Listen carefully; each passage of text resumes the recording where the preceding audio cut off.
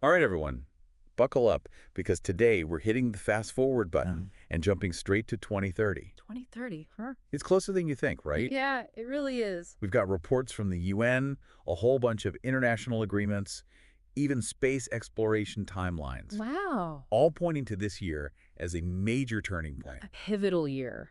By the end of this deep dive, you'll not only have a glimpse of what the world might look like in 2030, but also get a sense of how all these different pieces of the puzzle fit together. The puzzle of the future. Exactly. Yeah. So let's start with this. Why is 2030 such a focal point? Well, one thing that really jumps out at me is just the sheer number of initiatives aiming for 2030. It's like the whole world decided to set a deadline. Yeah, like a global to-do list. Okay, so give me an example. We'll take the World Bank, for instance. They're aiming to virtually eradicate extreme poverty by 2030. That's a huge goal. It is incredibly ambitious. But then on the other hand, we have climate predictions indicating a 14% increase in carbon emissions by 2030. Right, there's a real tension there. A big one.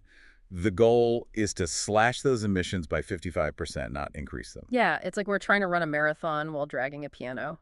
So how do we make sense of this? Well, the Glasgow Climate Pact, which is a major international agreement, lays out that goal of a 55% reduction by 2030. Okay, so that's the target everyone agreed on. But as you pointed out, the current pledges from countries just don't add up. If we're not on track. Not even close. This gap between the goal and the reality is one of the biggest challenges we face. It's like having a recipe for a delicious cake, but not having enough ingredients to bake it. Let's talk about some of those national plans. Right. What are countries actually promising to do? Sure. So India, for example, is aiming for 50% renewable energy by 2030. That's a big shift. It is. They're really pushing for solar and wind power. What about China? China wants to hit peak CO2 emissions before 2030. So basically stop increasing their emissions before that year. Exactly, and then start decreasing them after that. And the EU. The EU is aiming for that big 55% reduction that we talked about. Okay, but how realistic is all of this given, the history of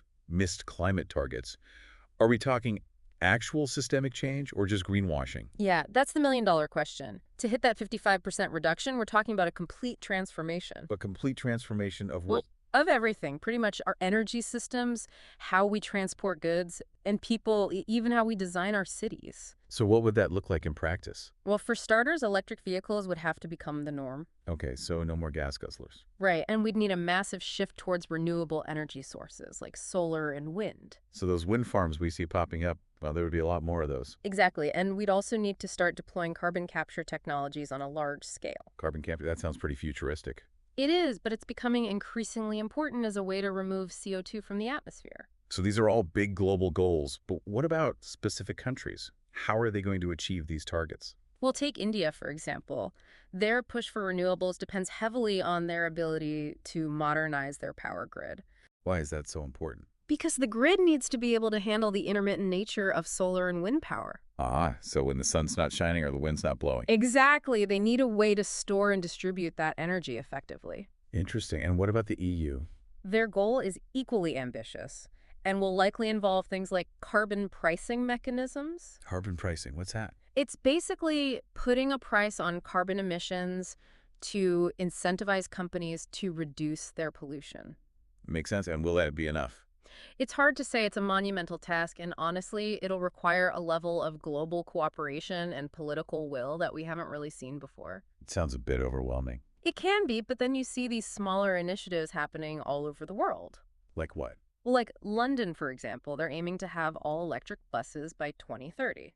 Now that's something I can actually picture. Right. It makes these goals feel more tangible, more achievable. Like, okay, I can see those electric buses driving around. Exactly, and it's a step in the right direction. It's important to remember that 2030 isn't just about climate action, right?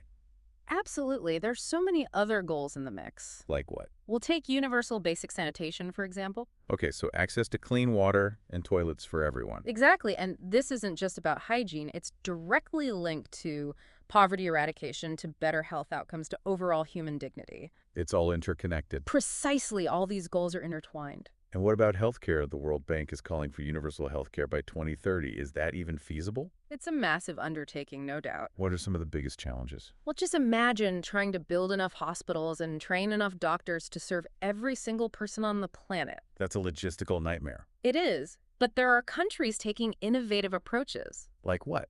I recently read about a program in Rwanda that's using drones to deliver blood and medical supplies to remote areas. Drones delivering blood?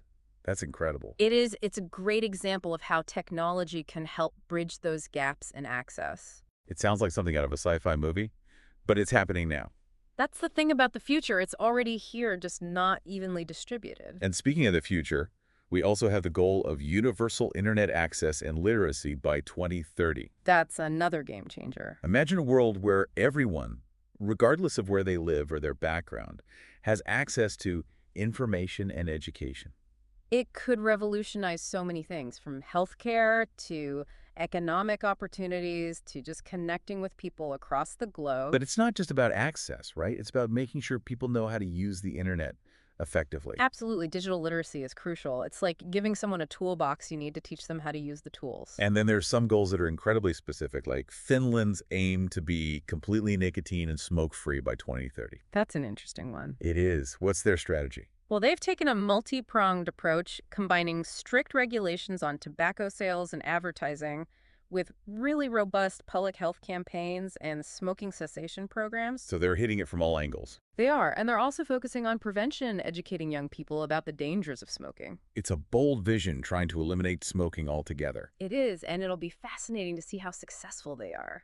So we've talked about a lot of serious stuff, but let's shift gears for a moment and talk about some of the exciting events on the horizon. Okay, like what? Well, in April 2030, NASA's Europa Clipper is scheduled to arrive at Jupiter's moon, Europa. Ah, yes, the mission to search for life beyond Earth. Europa is thought to have a subsurface ocean that could potentially harbor life. It's one of the most promising places in our solar system to look for extraterrestrial life. The Europa Clipper will be equipped with instruments to study the moon's composition geology and hopefully find some signs of life. It's a reminder that 2030 isn't just about solving problems here on Earth, it's also about expanding our understanding of the universe. And back here on Earth, we've got some major sporting events lined up for 2030. Oh yeah, like what? The Winter Olympics will be held in the French Alps, Always a spectacular event. and the FIFA World Cup will be jointly hosted by Spain, Portugal, and Morocco, with anniversary matches in Uruguay, Argentina, and Paraguay. Wow, a truly global celebration of football. And let's not forget the World Expo in Riyadh, Saudi Arabia. World expos are always fascinating, showcasing groundbreaking technologies and innovations. A glimpse into the future. Exactly. So taking all of this into account, the goals, the challenges, the innovations, the events, what does it all mean? It means 2030 is shaping up to be a pivotal moment in human history, a year where we'll see the culmination of years of effort, the consequences of choices made, and hopefully the emergence of new solutions and opportunities. With a lot to take in. It is, but it's also incredibly exciting to think about the possibilities. So what role do we each play in all of this? That's the question, isn't it? What role do we want to play in shaping the future? 2030 might seem far away, but the decisions we make individually and collectively in the next few years will have a huge impact on the kind of world we create. Every action we take, every choice we make contributes to the bigger picture. Maybe you'll be cheering on athletes at the Winter Olympics, or watching the Europa Clipper send back data from a distant moon. Or maybe you'll be working on the front lines of climate action or developing new technologies to solve global challenges. Whatever path you choose, remember that you have the power to make a difference. The future is not something that just happens to us. It's something we create together. So let's get out there and start building the world we want to see. A world where poverty is a distant memory, where clean energy powers our lives, and where everyone has the opportunity to reach their full potential. A world where we've tackled the biggest challenges and embraced the most exciting possibilities. 2030 is just around the corner, and it's up to us to make it a year worth remembering. Thanks for joining us on this deep dive into the future. And remember, the future starts now. Let's make it count.